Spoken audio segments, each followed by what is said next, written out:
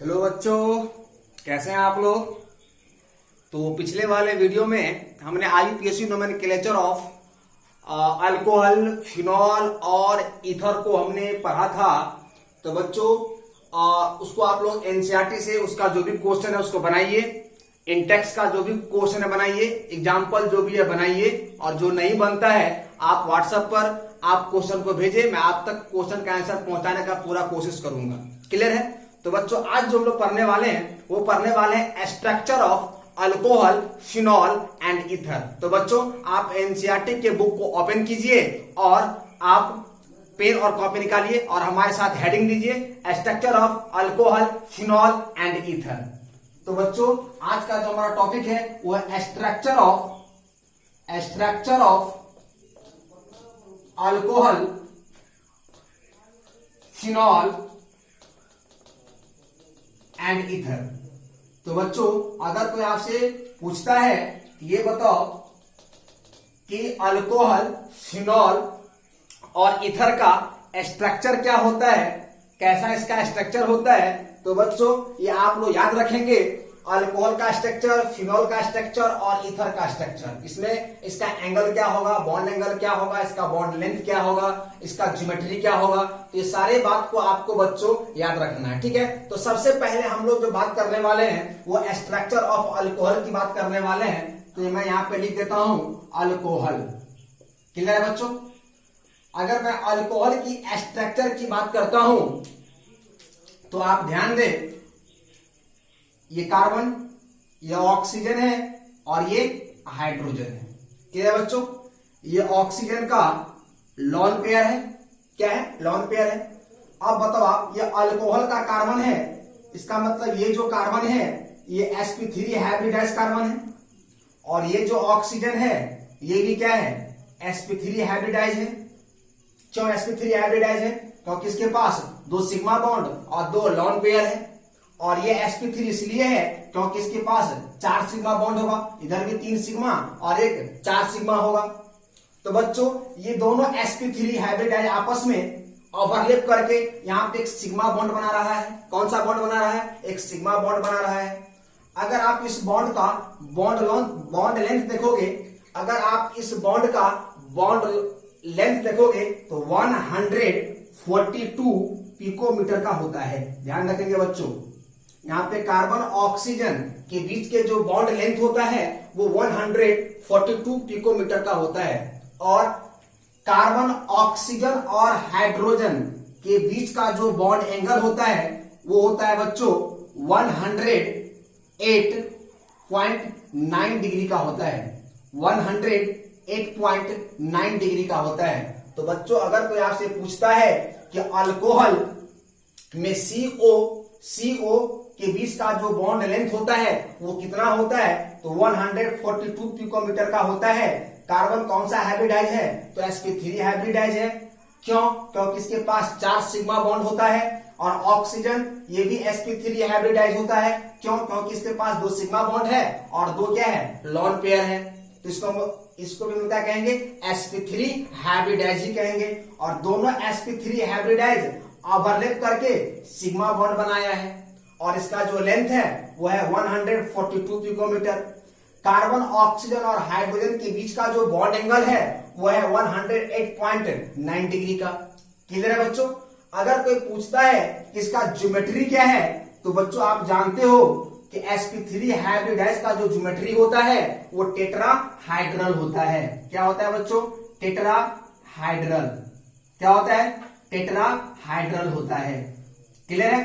तो इसमें 3 चीज आप याद रखेंगे, एक बॉन्ड एंगल, एक बॉन्ड लेंथ और एक ज्योमेट्री। ज्योमेट्री कैसा होगा, तो टेट्राहाइड्रल होगा। क्लियर है। तो ये जो हमने स्ट्रक्चर की बात की वो किसका, अल्कोहल का। क्लियर है बच्चों। अब जो हम लोग बात करने वाले हैं वो बात करने वाले हैं किसका, फिनॉल का बात करने वाले हैं। किसका बात करने वाले हैं, फिनॉल का। अगर मैं फिनॉल की बात करूं तो ये कार्बन है, ये ऑक्सीजन है और ये हाइड्रोजन है,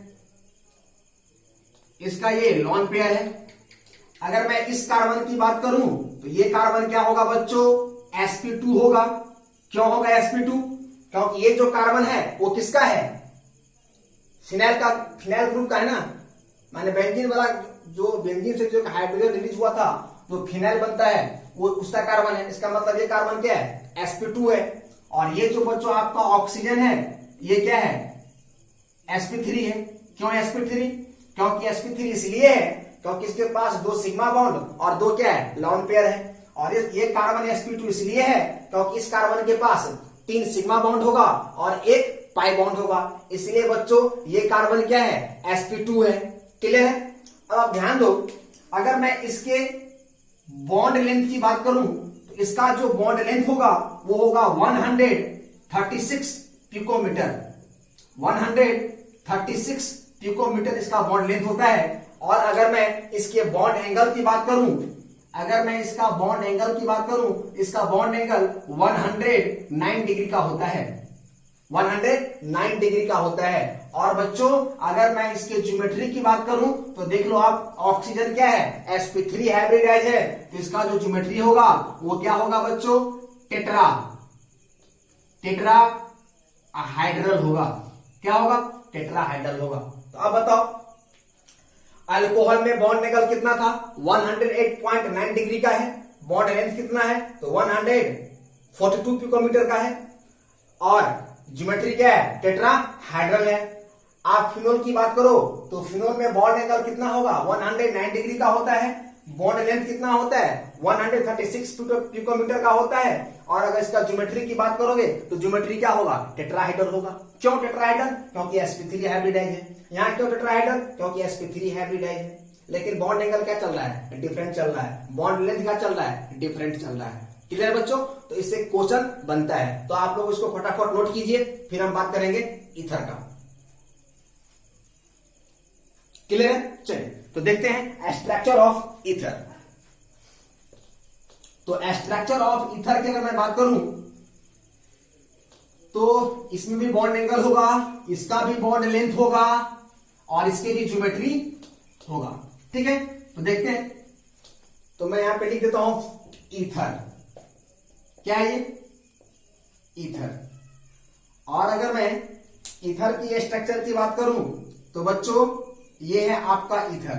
ठीक है, आप जानते हो कार्बन कितना बॉन्ड बनाता है, 4। क्यों, क्योंकि इसकी कोवैलेंसी कितनी होती है, 4 होती है।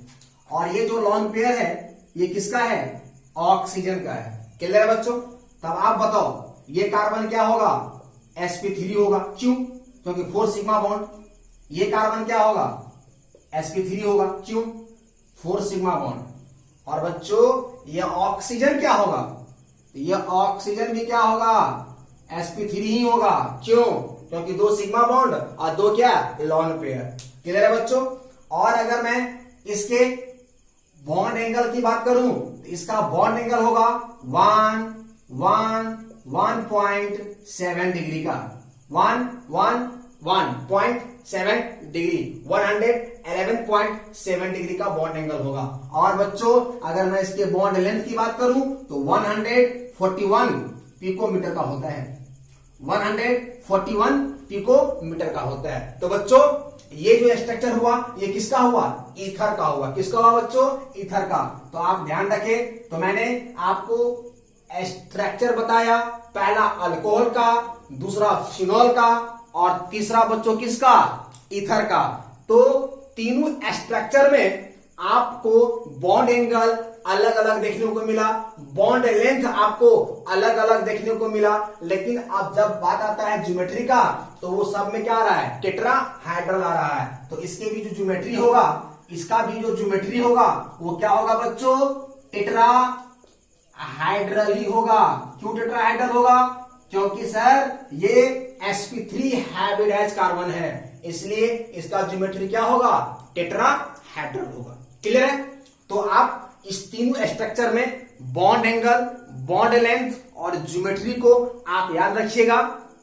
इससे आपका क्वेश्चन बन सकता है 12th एग्जाम में, आपके नीट में आ सकता है क्वेश्चन। तो बच्चों छोटा छोटा क्वेश्चन कभी काल आपको बहुत आप मिस्टेक कर जाएंगे तो आपको जो है बहुत प्रॉब्लम कर सकता है। इसलिए आप हर छोटे से छोटे और बड़े से बड़े टॉपिक को या पॉइंट को या जो भी आपका सिलेबस है आप उसको याद रखें। क्लियर है? तो चलिए इसको नोट कर लीजिए। ठीक है, चलिए तो बच्चों यहां पे खत्म होता है structure of alcohol, phenol and ether. Alcohol, phenol and ether तो आप लोग याद रखेंगे, जब आप लोग का टेस्ट होगा मैं इससे क्वेश्चन दूंगा, ठीक है, इसलिए आप लोग इसको अच्छा से तैयारी करके रखिएगा।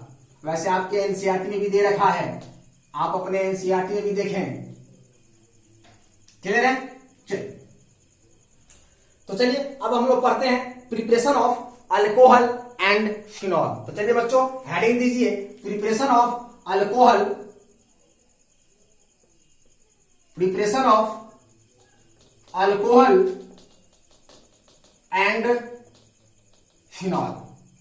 तो बच्चों preparation of alcohol and phenol बहुत ही इंपॉर्टेंट टॉपिक है ये।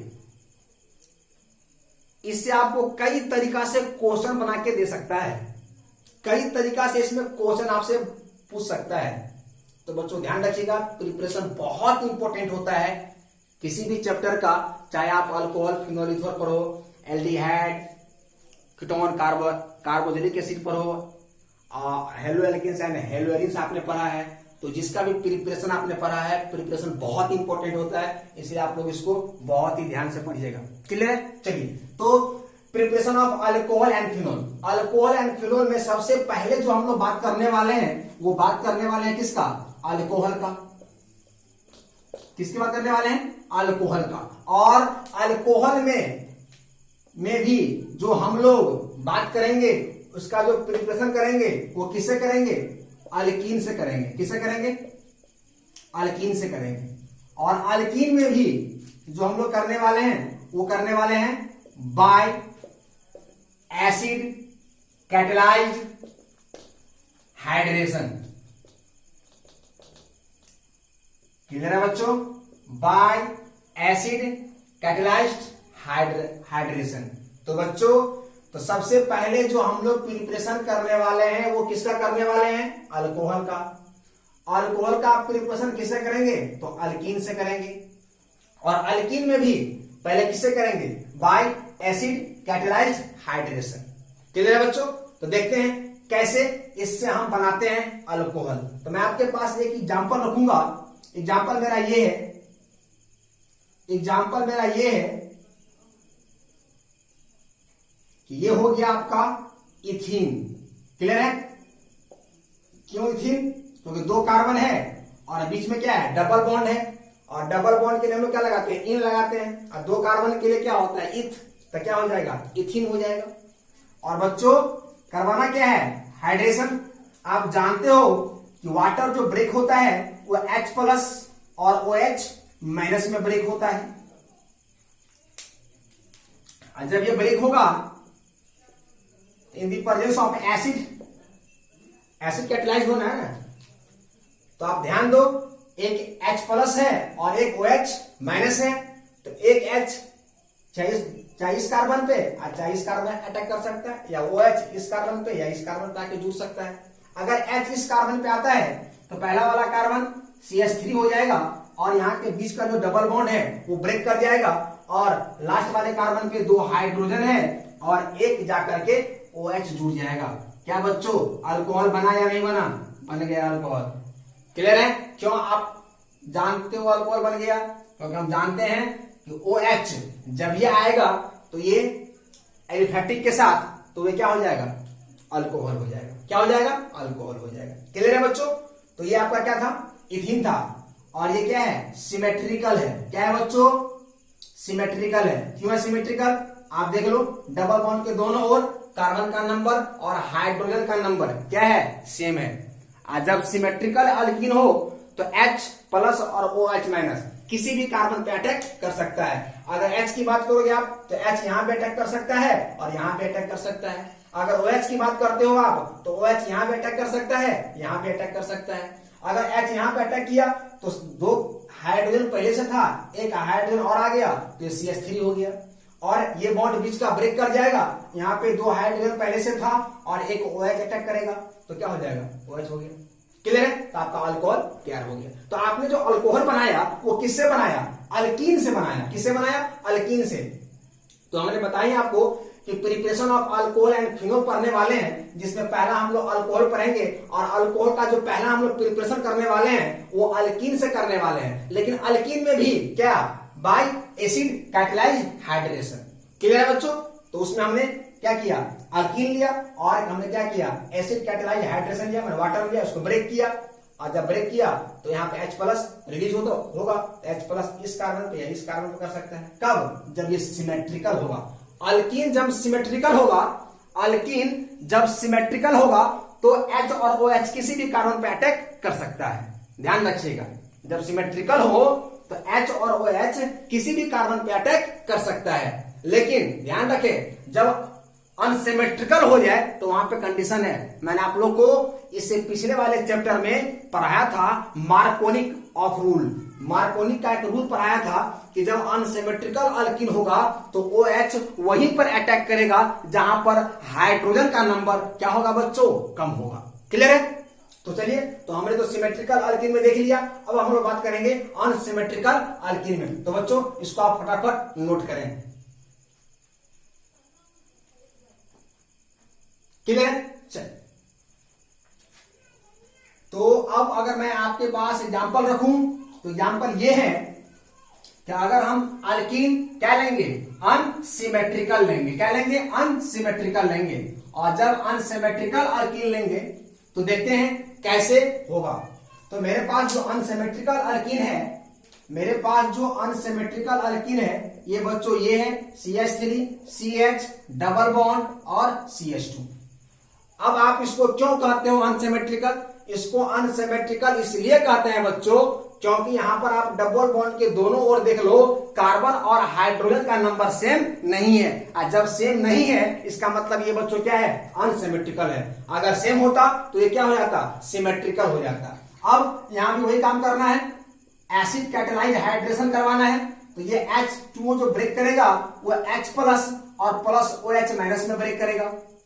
अब क्या होगा, अब ये होगा कि जब यहां पे, अब क्वेश्चन ये है कि सिमेट्रिकल वाला में क्या था कंडीशन कि H कहीं भी अटैक कर सकता था, चाहे उस कार्बन पे चाहे इस कार्बन पे। OH की बात है, वो भी वहां पे अटैक कर सकता है या वहां पे अटैक कर सकता है। लेकिन यहां पे कंडीशन है, ये अनसिमेट्रिकल अल्कीन है। क्या है बच्चों?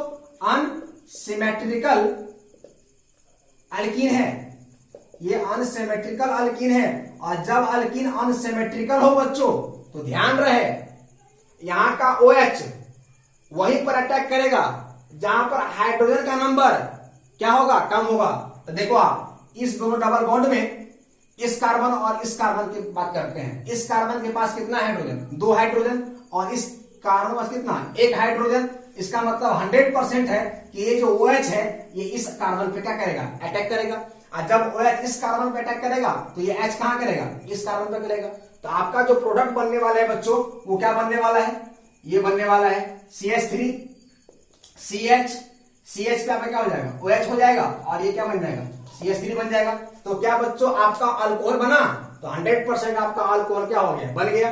तो ध्यान रखिएगा ये जो अल्कीन था आपका ये क्या था, अनसिमेट्रिकल था। क्या था, अनसिमेट्रिकल था।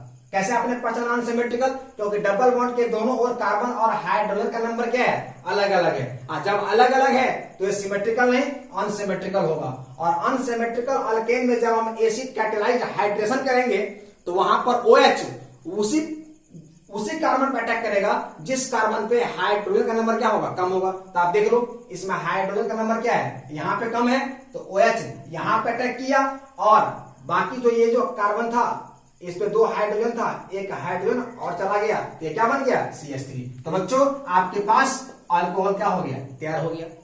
तो प्रिपरेशन ऑफ अल्कोहल और फिनोल में बच्चों हमने जो सबसे पहले बात किया है वो किसका बात किया है, हमने अल्कोहल की बात किया है।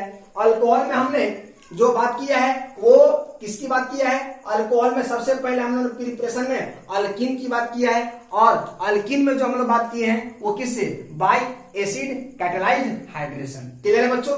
तो आज के लिए इतना ही, और अब इसकी मैकेनिक्स की बात हम लोग नेक्स्ट वाले वीडियो में करेंगे। तो बच्चों अगर वीडियो पसंद आता है इसको लाइक कीजिए, सब्सक्राइब कर दीजिए और शेयर कर दीजिए, और नेक्स्ट क्लास में मैकेनिक्स का इंतजार कीजिए। Clear, bye.